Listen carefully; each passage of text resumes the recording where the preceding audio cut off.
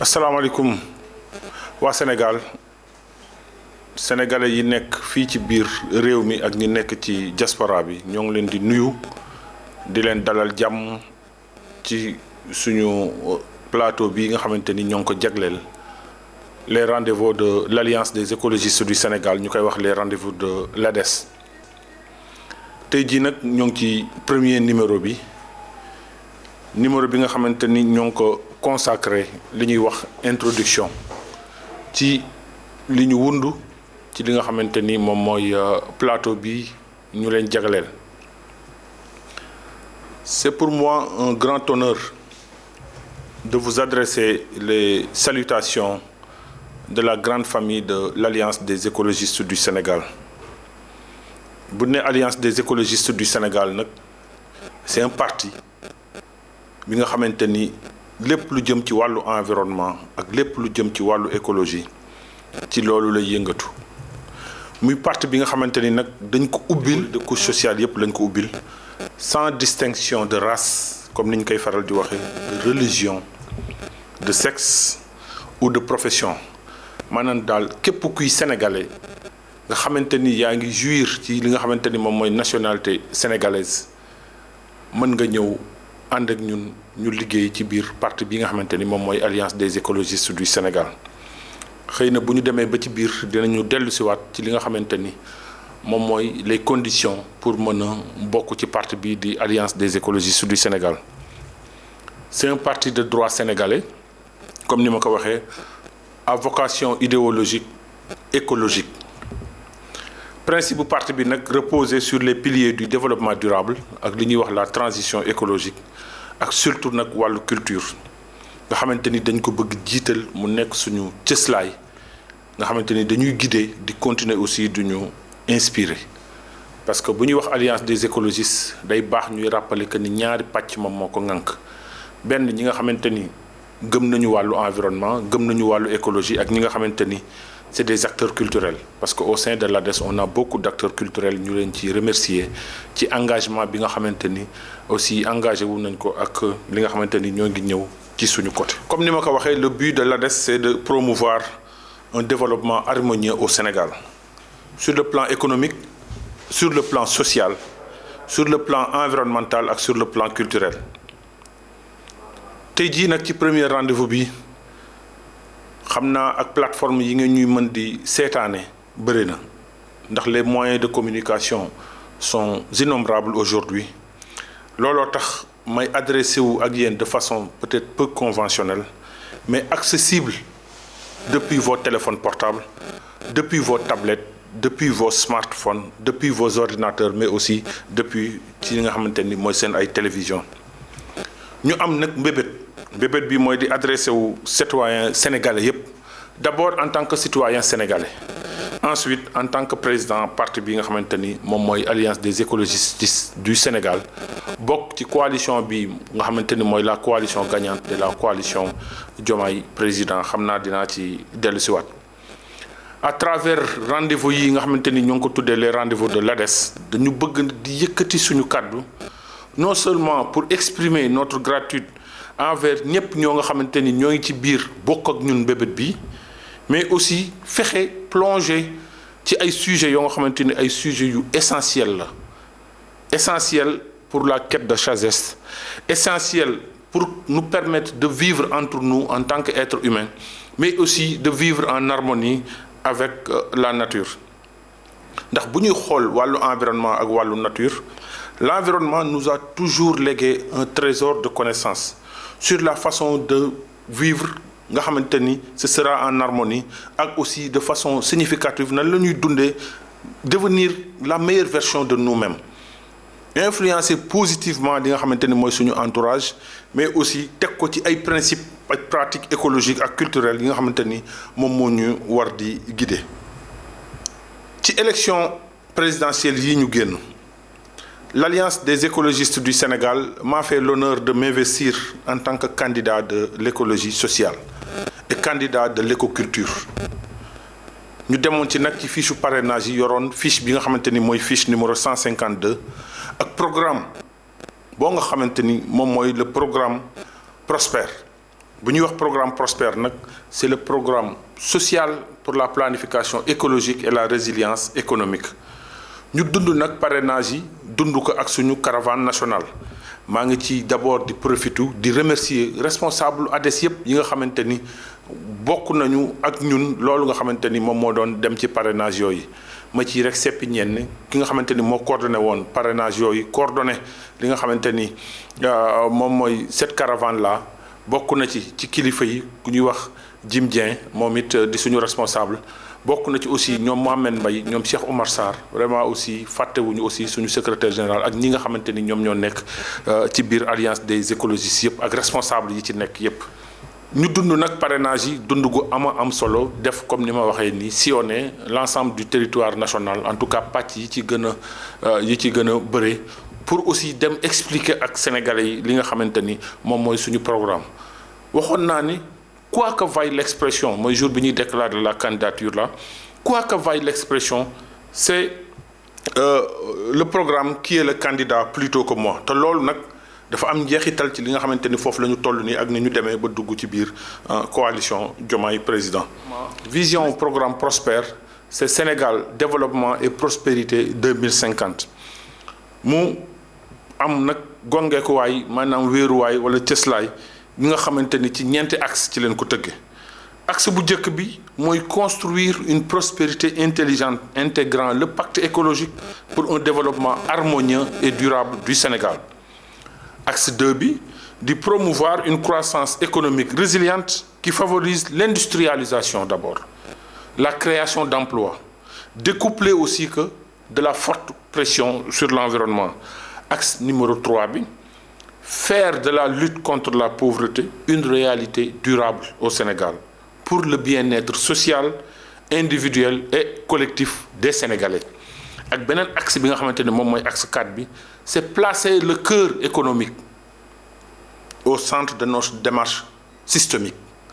Placer le cœur économique ensemble économique au cœur de notre démarche systémique. dafa am li nga xamante ni mooy grille d'analyse par potentiel ñu génne ci fukk yi nga xamante ni projet bu ñu jël wala programme bu ñu jël ak lépp loo nga xamante ni bëgg nañ ko liggéey ñu ni duñ ko tàmbali mukk tant que répondrewul ci 10 critères yi muy ay analyse par potentiel dinañu jël programme ak bu mu mënti doon def son inventaire jaarale ko ci grille d'analyse bi nga xamante ni dañ ko concevoir ak ay experts yu bëri première grille bi moom mooy ñu xool projet bii ñu yëkkati ak programme bi lan mooy le potentiel de conformité d'abord avec les textes nationaux et les textes internationaux. Deuxième potentiel bi dañuy jël projet bi wala programme ba jaarale ko ci grille d'analyse bi pour xool le potentiel d'impact sur l'environnement et sur la société. Troisième potentiel c'est le potentiel de changement de paradigme et d'innovation parce que ñun gëm nañu lépp lu état di def il faut que benn ñu changer ci paradigme yi su fekkee paradigme yi ñu nekk kat war na mën a am évolution wala dañ ko war a réadapter beneen bi aussi ñu mën ci teg potentiel d'innovation. Quatrième potentiel ñu ni quel est le potentiel du renforcement du capital humain. Cinquième potentiel c'est le potentiel d'intégration du genre. Sixième c'est le potentiel d'intégration dans le développement durable et dans la planification écologique. Septième potentiel c'est le potentiel d'appropriation et de mise à l'échelle des bonnes pratiques. Huitième potentiel mooy le potentiel d'efficacité et d'efficience surtout. Neuvième potentiel c'est le potentiel d'approche systémique et d'inclusivité. Et le dixième potentiel c'est le potentiel du contrôle,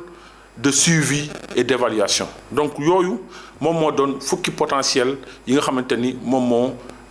accompagner ñi nga xamante ni moom mooy le programme Prosper. Donc bu ñu ko résumer programme Prosper vision la d'abord c'est 4 axes majeurs, c'est une démarche méthodologique mais aussi c'est une grille d'analyse basée sur 10 potentiels. Toujours dans cette lancée et en guise de participation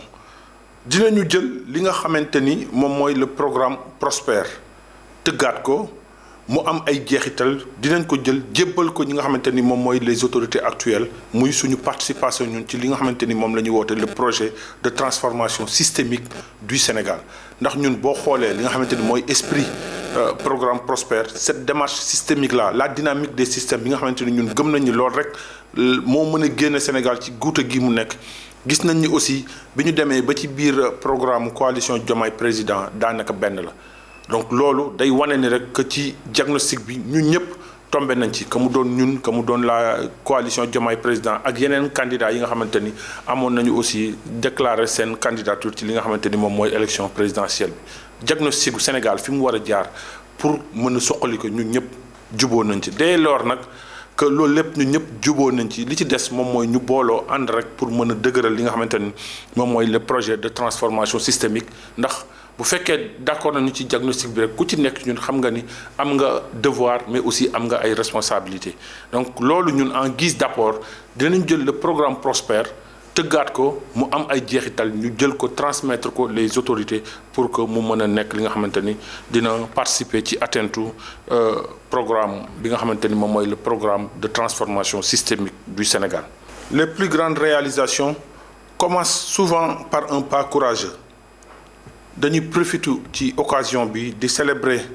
un homme bi nga xamante ni il a incarné la résistance face à la puissance du régime sortant je veux nommer le président de PASTEF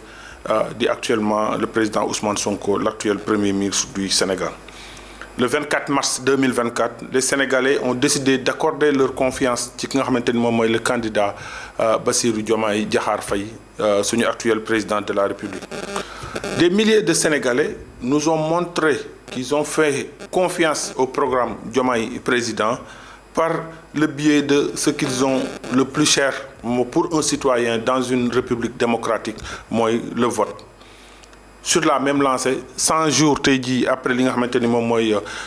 élection le président Bassirou Diomaye Diakhar Faye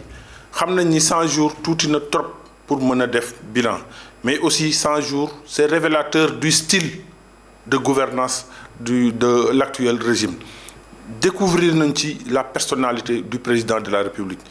découvrir nañ ci aussi li nga xamante ni moom mooy son style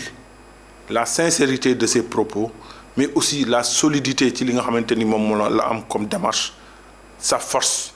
mais surtout li nga xamante ni moom mooy son style de gouvernance nga xamante ni loolu lay attaquer le mandat. Cette présidence signifie que da am na benn digg boo nga xamante ni dafa rompre par rapport ak les mauvaises pratiques li nga xamante ni amoon nañ fi ak aussi en tant que écologiste si ñun li nga xamante ni jàng nañ ko ñu koy rafetlu lool gis nañ ni le président bi mu toogee rek ak le nouveau gouvernement dañu attaquer les questions yi nga xamante ni c'est lié aux questions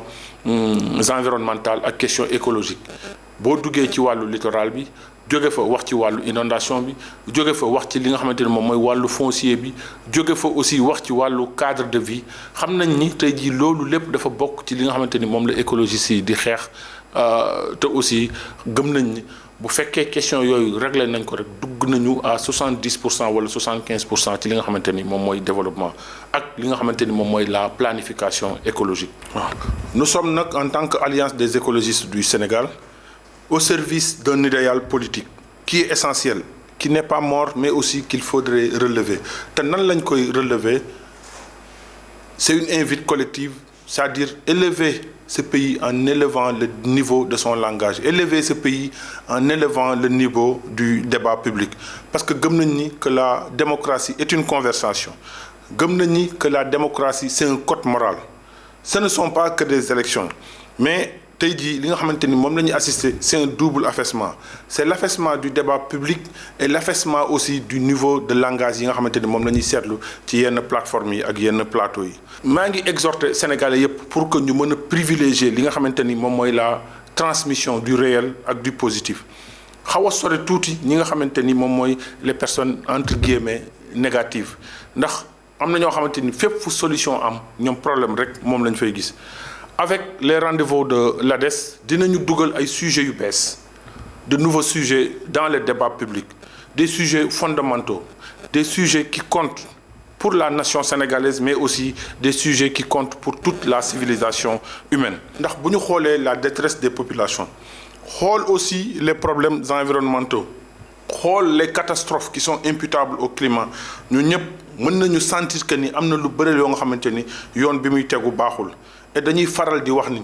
quand on met beaucoup de temps à s'écarter du bon chemin il faudra mettre autant de temps sinon même plus pour revenir à la normale donc ñu ñëpp xam nañ ni la nature ne supporte pas l'excès et enjeu environnemental c'est pas un enjeu comme les autres enjeux c'est un enjeu matriciel maanaam dafa laaj ay pàcc yu bële yii c'est des usages lii c'est des pans de l'économie donc dem recouvrer waat yeneen enjeu et ñëpp xam nañ ni quand c'est urgent c'est souvent trop tard moo tax gëm nañ ni c'est en anticipant sur les risques que l'on progresse li tax ñu gëm loolu gëm nañ ni àdduna bi ak Sénégal gii ñu nekk notre ingéniosité nous a permis de façonner tey jii suñu pays à notre image donc dañ ko war a utiliser pour gérer li nga xamante ni moom mooy un avenir durable ñoo ngi féliciter di profiter ci loolu féliciter ñi nga xamante ni ils ont par des nominations obtenu la confiance des autorités ñu leen di ñaaxaat rek di transmettre benn message di xam ni le travail dans l'administration demande de la persévérance benn et exige de se frayer un chemin dans une bureaucratie qui est très écrasante ñoo ngi leen di féliciter ñoom ñëpp di féliciter les nouvelles autorités ak ñi nga xamante ni ñoom ñoo am nomination yi te di leen fàttale ni en occupant vos postes vous avez des obligations vis-à-vis des Sénégalais mais aussi vis-à-vis de la fonction bi nga xamante ni moom ngeen occupé vis-à-vis ci seen prédécesseurs yi fa nekkoon te def le job comme il fallait nguur gu bees gi nga xamante ni ñoom ñoo fi nekk dafa am nag démarche bi nga xamante ni moom la ñu tracé ndax di ngeen di dégg souvent ci conseil des ministres à chaque fois on évoque le projet ak li nga xamante ni moom mooy surtout le projet de transformation systémique du Sénégal. La démarche systémique wala analyse systémique day reposer ci benn architecture boo nga xamante ni ñeenti poñ moom moo ko wund bu njëkk bi ñëpp xam nañ ni boo waxee système li koy jëkk a wund moom mooy système dafa am ay frontières yi nag mën nga ko ubbi comme mën nga koo tëj c'est les frontières dans un système mën nañ ko comprendre ci li nga xamante ni moom mooy un gouvernement am na ay département ministériel am na ay institutions yooyu mais boobu boo ci gis rek mën na am frontière yi nag mën nañ ko ubbi comme mën nañ ko tëj après dinañ ci dellusiwaat système yi aussi ça renvoie à des éléments maanaam boo jëlee pàcc environnement benn élément la nga jël pàcc agriculture jël pàcc culture yooyu yëpp boo ci gis ay éléments la ces éléments aussi doivent entrer en interaction ñun ñëpp xam nañ ni boo nekkee ci démarche systémique mënoo bàyyi bii mu dem bii des ginnaaw donc ñoom ñooy poussandoo pour mën a permettre le Sénégal mu mën a élever ndoo ensemble te loolu aussi dafa am lu ci am solo mooy la circulation de l'information dans le système dans la démarche systémique ak nag boo amee l'information nan nga koy stocker pour mu nekk un outil d'aide à la décision donc loolu moom mooy architecture globale bi li nga xamante ni moom mooy la démarche systémique mu am aussi un aspect fonctionnel de la dynamique des systèmes architecture la mais après aussi dafa am aspect fonctionnel maanaam nan lañ koy mën a mettre en œuvre li nga xamante ni mooy la dynamique des systèmes ñun ñëpp xam nañ ni pour que nga mën a accélérer la dynamique des systèmes ñëpp xam nañ il faut que nga jaarale ko ci ay flux des flux de matière qui entrent et des flux qui sortent aussi lépp xam nañ ni doomu aadama mënul dara ci kaw suuf lu dul fekk ay ressources naturelles ñu exploiter ko ressources yii nag day jeex des ressources naturelles non renouvelables ak ay ressources naturelles yi nga xamante ni c'est des ressources naturelles renouvelables donc lépp ci ay flux lay jaar ay flux d'information flux d'exploitation des ressources naturelles parce que l'économie monde en tant que telle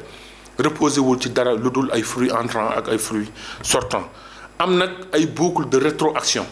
maanaam loolu moom mooy deuxième aspect fonctionnel bi boo jëlee premier aspect fonctionnel bi mooy les flux deuxième aspect fonctionnel bi moom mooy li nga xamante ni les boucles de rétroaction am na nag ay boucles yu positives am ay boucles yoo xamante ni c'est des boucles négatives tey nous sommes en plein dans ce qu'on appelle l'exploitation du gaz et du pétrole ñëpp xam nañu boo exploiter les hydrocarbures la cay génn en termes de rejet mën na am li nga xamante ni moom mooy des externalités négatives mais loolu aussi bu fekkee xool nañu ci les bonnes pratiques rek mën nañu xool nan la ñuy analyser loolu ba nga xamante ni du mën a am njeexital bu bon ci li nga xamante ni moom mooy suñu démarche systémique boobu boucle yi nag mën nañu xam tey boo demee ci benn garab nga ñëw benn àll nga ñëw di exploiter forêt boobu boucle bi nga xamante ni mooy boucle positive moom mooy exploitation forêt boobu day am jeexital ci doomu aadama yi jeexital sur le plan social mais xam nañ ni su fekkee amuñu une gestion bi nga xamante ni mooy une gestion durable dafa am beneen boucle buy jóg muy boucle raréfaction matière première yooyu nga xamante ni mooy doon boucle négative bi beneen bi ci des mooy troisième aspect fonctionnel bi mooy bu ñu waxee la démarche de système wala boog la démarche systémique dafa am centre de décision fii nag centre de décision bi ñi koy incarner mooy les autorités actuelles quatrième bi mooy problème boo mënti jël aussi dafa am délai de réponse donc en résumé l'analyse systémique repose d'abord sur une architecture importante première architecture bi mooy bu ñu nee analyse des systèmes li koy composer d'abord c'est les éléments du système éléments yooyu bu ci nekk dafa am frontière ci biir frontière yooyu élément bu ci nekk war na entrer en action avec les autres éléments d'où la circulation de l'information ak l'importance de la communication beneen aspect bi moom mooy comment stocker cette information là ba def ko un outil d'aide à la décision loolu moom mooy architecture l'analyse systémique deuxièmement ñëpp xam nañ ni aussi am na aspect fonctionnel pour résumer l'aspect fonctionnel de la dynamique des systèmes c'est d'abord premièrement des flux qui entrent et qui sortent ensuite deuxième bi mooy il y a des boucles de rétroaction positive ak boucle de rétroaction négative am na aussi troisième aspect fonctionnel bi un centre de décision incarné ici par l'État et par les institutions et quatrième bi moom mooy les délais de réponse comme ni ma ko waxee am na ay délais de réponse yoo nga xamante ni rapidement mën nga ko jël nga exécuter ko mais yeneen délais de réponse yi faaw mu suivre le cours normal des choses pour que ñu mën ko régler xëy na tey jii lii lañ leen indiloon ci li nga xamante ni moom mooy suñu premier numéro mën a rek camper te xam ni bu ñuy dellu si waat ci li nga xamante ni c'est les rendez-vous de l'Alliance des écologistes wax nañ leen ko sànq fas yéene nañu chaque semaine jël benn thématique waxtaan bu xóot def ko ci li nga xamante ni moom mooy la démarche méthodologique du programme Prospère dinañu aborder ay sujets yu am solo jëmale ko ci wàllu exploitation des ressources naturelles jëmale ko ci wàllu coupe abusive des bois coupe abusive li nga xamante ni moom mooy suñu forêt yi jëmale ko ci wàllu repos biologique parce que ñun ñëpp xam nañu aussi lu am solo la ak jeexital bi exploitation gaz ak pétrole am ci li nga xamante ni moom mooy wàllu environnement l'entrée de nos villes l'entrée et la sortie de nos villes souvent boo ñëwee spectacle bi gën a humiliant ci cadre de vie ñi nga xamante ni moom la ñu am fii Sénégal mooy l'entrée et la sortie de nos villes bu loolu weesoo tamit am nañu yeneen thématique yoo nga xamante ni dafay dugg ci nettoyage fonds marins yi dugg aussi ci li nga xamante ni mooy la problématique des carrières wàllu changement climatique wàllu érosion côtière yooyu yëpp dinañ ci waxtaan dugg ci li nga xamante ni moom mooy wàllu cadre de vie ak nan ngay placer la démarche écologique ou bien la planification écologique au cœur de nos programmes et projets dinañu aussi dugg ci yeneen thématique bi nga xamante ni mooy la salinisation des terres et l'avancée de la mer dinañu dugg aussi ci li nga xamante ni mooy coupe de bois abusive sànq wax naa ko ak extraction du sable marin ak li nga xamante ni moom mooy kubu mangrove yi mais aussi dinañu dugg ci yeneen yoo nga xamante ni aussi day am jeexital muy la pollution sonore dugg aussi ci li nga xamante ni mooy la pollution atmosphérique wàllu développement durable dugg maanaam daal ci li nga xamante ni moom mooy wàllu repos biologique les aires marines protégées ak lépp loo nga xamante ni laal nga ci wàllu environnement suñu wàllu marché yi ni mu tëggoo est-ce que dëppoo na ak ni mu war a dëppoo wala est-ce que dëppoowul ak yoon loolu lépp dinañ ci dugg wàllu QHSE risque incendie dinañu dugg ci li nga xamante ni moom mooy wàllu qualité hygiène sécurité ak wàllu environnement donc xëy na loolu lépp ci yeneen numéro yi dinañ ci dugg mën ko toj ñoo ngi leen di sant di leen gërëm te xam ni ñuy fàttaliku les rendez-vous de l'ADES chaque semaine la Alliance des écologistes du Sénégal à travers ma voix ñoo ngi leen di nuyu di leen sant pour ngeen jot nu nag mën ngeen consulter suñu site web bi nga xamante ni moom mooy www.ades.sn ak wala ngeen bind ñu ci suñu adresse mail ades@ades.sn muy ades@ades.sn wala secrétariat@ades.sn wala adesinfo@gmail.com suñu numéro téléphone yi nag mooy 33